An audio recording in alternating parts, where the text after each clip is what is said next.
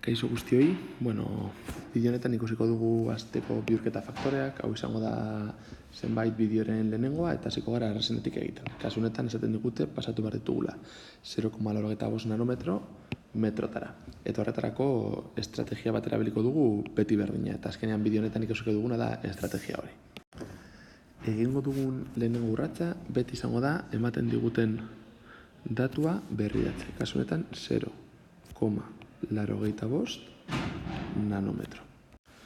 Ondoren egingo duguna, biderkatuko dugu zatiki batean, eta zatiki honetan jarriko dugu nanometro hemen azpian. Zergatik jartzen dugu hemen nanometro?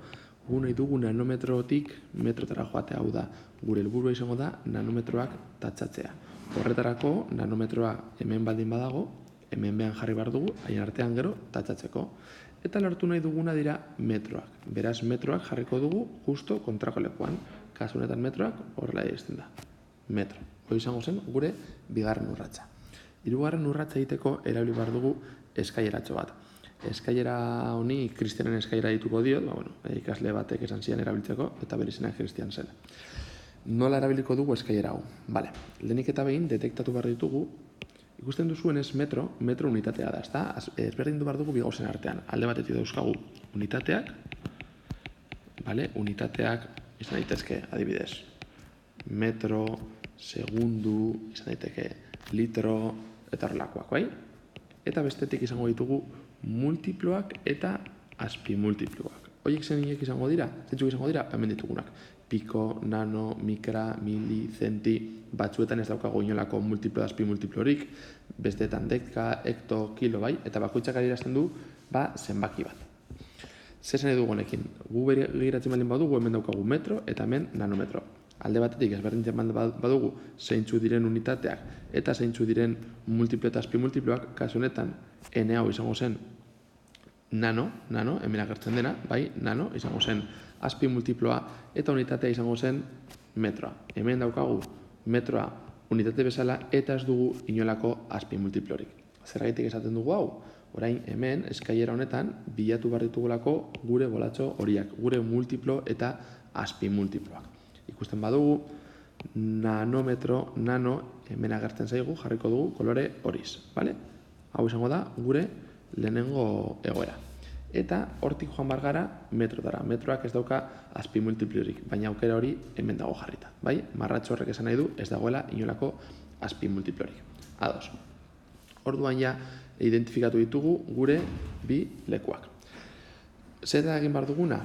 Urrengo urratzean jarri behar dugu bat zenbakia, bi hauen artean zein dago gorago, hau edo hau. Hau ez da, orduan hemen jarri beharko dugu bat. Hau da, zenbakian, azpimultiplo edo multiplo handienari bat jartzen diogu.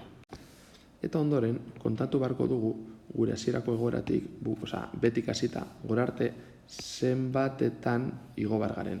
Hemen jarri dizuet zenbaki ezberdinak, ez naiz horretan sartuko, baina piko, nano eta mikraren artean salto egiten baldin badugu, kontatu behar ditugu 3-0. Aldiz, berdeetan bakarrik 0 bat kontatu behar dugu. Hori igual beste bideo batean komentatuko dugu zerraitik den, baina gure kasuan, azten baldin gara hemen nano, igo behar dugu lehenengoa, baina nola 10 berriru jartzen dugu, dauzkogu ja 3-0. Beste 3-0, jadara matzagu 6. Hemen beste bat, 7, 8 eta 9. Igotzerakoan kontatu ditugu, hemen jarriko ditugu, hemen dauzkagu 3-0, gehi 3-0, gehi bat, gehi bat, gehi bat. Guztira dira 9. Horregatik hemen jarri behar dugu 10, ber, 9. 0 daudelako. Eta behin hau daukagunean, berri azten dugu, izango genuke, hau berri azten dut, izango genuke 0,85 nanometro bider.